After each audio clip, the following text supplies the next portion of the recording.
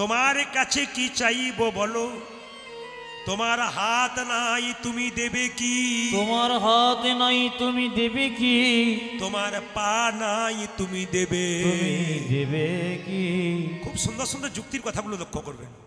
কৃষ্ণ ভগবান জগন্নাথ উত্তর দিচ্ছে কি দেখুন, ওরে কৃষ্ণমণ্ডল, আমার হাত নাই, এই হাতে তোদেরকে দিলাম কর্ম করার জন্য, এই হাতে তোদেরকে দিলাম কর্ম করাবার জন্য।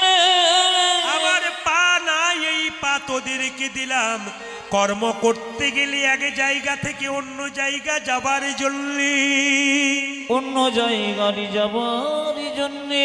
আমার যা নাই আমি তোদেরকে তাই দিয়ে আমার দিলাম। জানাই তাই তোদেরকে দিল।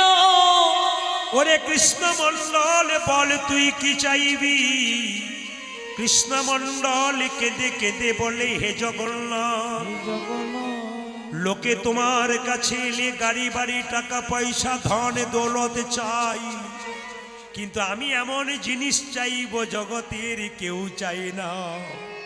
আমি কি চাইবো জানো জগন্নাথ, তোমার কাছে আমি গাড়ি চাইবো না, বাড়ি চাইবো না, টাকা চাইবো না, পয়সা চাইবো না, কি চাইবো জানো, একটি কৃষ্ণ ভক্ত সন্তান দাও। হরি হরি ওগো জগন্নাথ,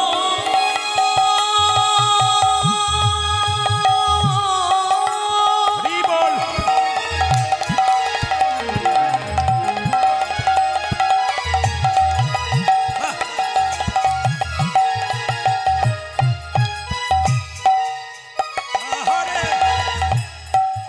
লোকে তো টাকা পয়সা ধন দৌলত সবাই চায়, আমি তোমার কাছে কি চাইবো জানো, আরে আমার একটা কৃষ্ণ ভক্ত সন্তান দাও গে। এই অভিলাষ আমার মনে, কৃষ্ণ ভক্ত সন্তান দাও। ও জানি অবিলাতি আমার মনে, প্রাণ ভরে নাম গাইতে মরি, এই অবিলাতি আমার মনে, প্রাণ ভরে নাম গাইতে মরি, এই অবিলাতি আমার যেন আমি মনে, প্রাণ ভরে নাম গাইতে পারি। কৃষ্ণ ভক্ত সন্তান দিয়া। ভাইরা যারা কীর্তন শুনছেন, সংখ্যায় আপনারা বেশি আছেন, বাবারা আছেন, মন দিয়ে শুনবেন। একটা জায়গায় আমি প্রতি বছর গান করতে যেতাম, দিদি ভাইয়েরা যেমন সামনে বসে আছেন, ওরকম একজন মেয়ে সামনে কাটা পোশাক পরে কীর্তন শুনতো। 4 বছর ধরে দেখলাম কাটা পোশাক পরে সামনে বসে আছে, একবারে কীর্তন শুনছে। আধুনিকা মেয়ে সামনে বসে হাত তোলে, সব কিছু করে, কিন্তু দৃষ্টিকটু। আমার খালি মনে হয় এই মেয়েটা কেন সামনে বসে, পেছনে বসতে পারে না, আমার কীর্তনে ভাবটা নষ্ট হয়ে যায়। এ খালি সামনেই বসে, এইটুকু সিঁদুর, হাতে শাখা নেই, হ্যাঁ, আধুনিকা মেয়ে খাটো খাটো পোশাক পরে বসে আছে, খুব বিরক্ত হয়। আপনার চমকে যাবেন, 4 বছর ধরে দেখলাম, 2 বছর ওই এলাকায় যাইনি, 3 বছর পর যখন গেলাম, আমি মেয়েটাকে চিনতে পারি নাই। সামনে বসে আছে, লাল পেরে সাদা শাড়ি পরে, গায়ে একটা নামা বলিনি, টকবগে সিঁদুর নিয়ে। সামনে বাচ্চাটা বসে আছে, একটা ছোট ধুতি পরে, তিলক নিয়ে, মালা নিয়ে। কীর্তনের শেষে আমি প্রণাম করতে হলো, জিজ্ঞেস করলাম, হ্যাঁ গো বোন, তুমি কি ছিলে আর কি হলে? দাদা, আমার ছেলে আমাকে পরিবর্তন করে দিয়েছে। ছেলে মানে বুঝতে পারলাম না, এই যে আমার সঙ্গে ছেলেটা দেখতে পাচ্ছ না, ছেলেটা আস্তে আস্তে আস্তে বলছে, আমি যখন প্রথম তোমার কীর্তন শুনতাম তখন ওকে আনতাম না, আমার শাশুড়ি মায়ের কাছে নিয়ে আনতাম, কিন্তু কি জানি ভাগ্য বলে আমি একটা কৃষ্ণ ভক্ত সন্তান পেয়েছি। ছোট থেকে মাছ মাংস ডিম খায় না, থুতু করে ফেলে দেয়, কীর্তনে খোল করতালে শব্দ পেলে ছুটে ছুটে চলে যায়। আচ্ছা বলো তো দাদা, ছেলে যদি না খায় আমি কি করে খাবো? ছেলে নিজেই তিলক করছে, তুলসী গাছে জল দিচ্ছে, আমি হতভাগিনী মা দেখবো, আধুনিকা সেজে থাকবো? আমার ছেলে আমাকে পরিবর্তন করে দিয়েছে দাদা। এটাই তো হয়,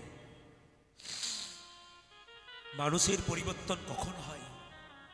মহাপ্রভু বলেছে, শুনিতে শুনিতে কেন, যত শুনবেন, যত জানবেন, তত এখানে ঢুকবেন, আপনার পরিবর্তন হবে। ওই জন্য হরিবাসরে ছেলেকে মেয়েকে সবাইকে নিয়ে আসতে হয়। কেন? যত শুনবেন তত ভেতর পরিবর্তন হবে, আপনার ভেতরে আলো আসবে, কুচিন্তা আসবে না, কুভাব আসবে না, ভগবানের প্রতি মন আসবে। এপিজে আব্দুল কালাম বলেছে, একজন মা 100টা স্কুলের সমান, একজন বাবা 100টা শিক্ষকের সমান। বাবার কাছ থেকে বাচ্চা শেখে বিচার, মায়ের কাছ থেকে বাচ্চা শেখে আচার। বাবা যদি হরিনাম না শোনে, মা যদি হরিনাম না শোনে, কি করে আশা করবে আমি একটা ভালো ছেলে বাবা মা হব? হতে পারবেন না। তাই যারা কীর্তন শুনছেন দাঁড়িয়ে, তাদের কাছে আমার নিবেদন রইল, হরিনাম যেখানে হবে শুনবেন, বসবেন। কেন? আপনার রক্ত কিন্তু আপনার ছেলের শরীরে বইছে। আপনি যেদিন চলে যাবেন দেখবেন আপনার ছেলে কৃষ্ণ ভক্ত হয়ে গেছে। মৃত্যুর আগে শান্তিতে মরতে পারবেন, আমার ছেলে চোর হয় নাই, ডাকাত হয় নাই, একটা কৃষ্ণ ভক্ত সন্তানের মা হতে পেরেছে। এই অনুভব ভেতরে নিয়ে মরতে পারবেন। কয়েকদিন আগে আমি দক্ষিণ দিনাজপুরে 5-7 দিন ছিলাম, একবারে মালদা থেকে 60 কিলোমিটার দূরে। ওই এলাকাগুলো খুব ভালো, প্রচুর ভক্তের আসন। চিন্তা করতে পারবেন না, আসনগুলো নিজে নিজের আসন এনেছে, জলের বোতল এনেছে, একবারে যেন পড়াশোনা করার মতো চুপচাপ বসে আছে, আসন পেতে পেতে হরিনাম শুনবে বলে স্থির বসে আছে একবারে। কোনো নড়নচড়ন নেই, পাশে কে কী বলছে দেখার দরকার নেই, চুপচাপ শুনছে। প্রত্যেকটি এলাকাতে আমাদের অভিজ্ঞতা হয়ে যায় কি কোন কোন এলাকার লোক কেমন কীর্তন শোনে, একবারে চুপচাপ। কি নারী কি পুরুষ কি সুন্দর তিলক কেটে বসে আছে। আমরা, আপনার কি প্রতিদিন তিলক কাটেন? বলছে না, যেদিন যেদিন বিশেষ দিন হরিনাম হয় সেদিন, যেদিন অমাবস্যা পূর্ণিমা কিংবা বাড়িতে কোনো অনুষ্ঠান হয় সেদিন নিই, পুজো পাঠের সময় নিই। বাবা সবসময় পারি না, কিছু কিছু দিন নিই, তো নেই। তো আপনাদের কাছে নিবেদন, বিভিন্ন জায়গায় বিভিন্ন অভিজ্ঞতা আমাদের হয়ে যায়, আপনাদের কাছে নিবেদন রইল, শুধু পরিবর্তন চাই। একবার পরিবর্তন হয়ে যান, দেখবেন জীবন কত সুন্দর হয়ে যাবে। কৃষ্ণ ভক্ত সন্তান জগন্নাথ যেন বলল, যা তোকে কৃষ্ণ ভক্ত সন্তানই দিলাম। আবেদন যেমন হবে, দরখাস্তর বয়ান যেমন হবে, আবেদন যেমন হবে, ঠিক পারমিশন ঠিক সেরকম হবে। জগন্নাথ মন্দিরে প্রণাম করে কৃষ্ণমণ্ডল চলল বাড়ির দিকে। কেন? তার স্ত্রীকে খবরটা দেওয়ার জন্যে। কিছুই চাই নাই গো, আমি একটি কৃষ্ণ ভক্ত সন্তান চেয়েছি। গাইতে গাইতে যাচ্ছে, যশোদার দুলাল, যশোদার দোলা, তুমি বজের রাখাল, তুমি ব্রজের রাখাল, বৃন্দাবন মান হারি। তুমি যশোদার দোলা, ব্রজের রাখাল, বৃন্দাবন মন হারি। যশোদার দুলাল, বজের রাখাল, বৃন্দাবন মান হারি। ও তুমি যশোদার দোলাল, ব্রজের রাখাল, বৃন্দাবন ধন হারি। গোপীজন বল্লভ রাধিকা রামন, গোপীজন বল্লভ রাধিকা রমণ, গোপীজন বল্লভ রাধিকা রামন। হে প্রাণ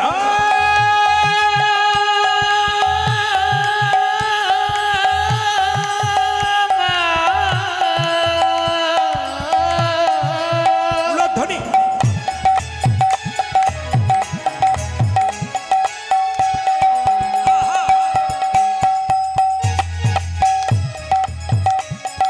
হে প্রাণ বল্লভ,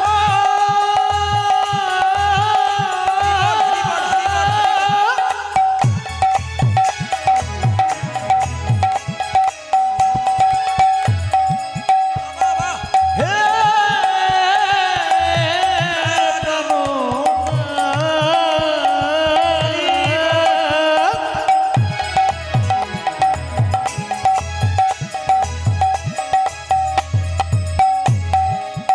হে প্রাণ বল্লভ,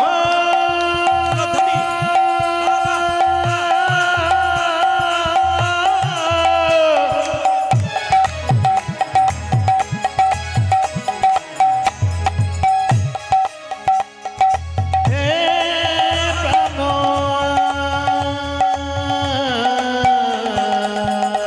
আজ গোপীজন বল্লভ রাধিকা রমণ, গোপীজন বল্লভ রাধিকা রামন। গোপীজন বল্লভ রাধিকা রমণ। বিত মনোহারি, বৃন্দাবন হারি। ও তুমি যশোদার দোলাল, ব্রজের রাখাল,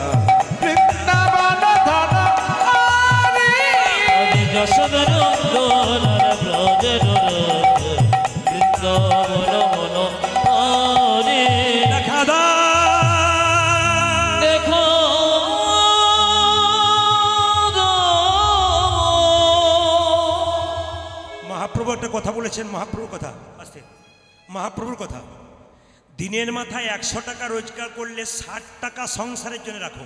আস্তে, মহাপ্রভুর দামি কথাগুলো শুনে নিন। দিনের মাথায় 100 টাকা রোজগার করলে প্রতি 100 টাকাতে 60 টাকা সংসারের জন্যে, 20 টাকা ধর্মগ্রন্থ বা তীর্থস্থানে যাবার জন্যে, আর 20 টাকা ভবিষ্যতে ব্যাংকে জমা দেবার জন্যে। এটা মহাপ্রভুর কথা। কি বলছে? প্রতি 100 টাকা। এবার 1000 টাকা রোজগার করলেন, এবার হিসাব করেন কত টাকা রাখবেন আপনি। এবারে এখন কথা হচ্ছে 20 টাকা আমরা সিগারেট খেয়ে নেই অনেকে,